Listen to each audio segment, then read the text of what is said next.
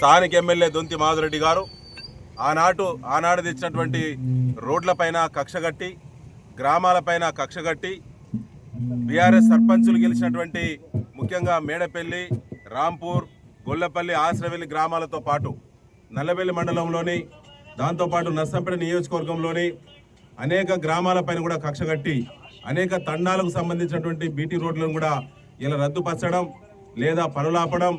చేస్తున్నటువంటి కాంట్రాక్టర్లను బెదిరింపులకు గురి చేయడం, వాళ్ళకు బిల్లులు రాకుండా చేయడం, తను మాత్రం ఆనాడు బీఆర్ఎస్ ప్రభుత్వం తెచ్చినటువంటి కోట్లాది రూపాయల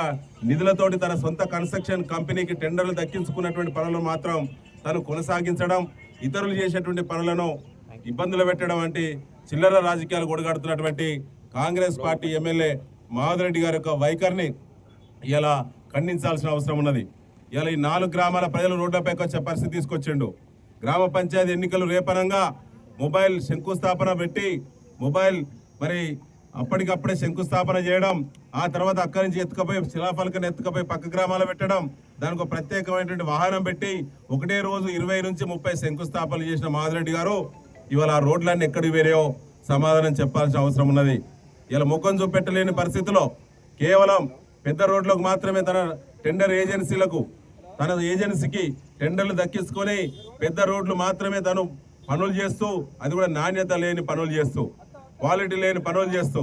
బిల్లులు తీసుకొచ్చుకొని కోట్ల రూపాయలు గడిస్తున్న మాధురెడ్డి గారు ఇలా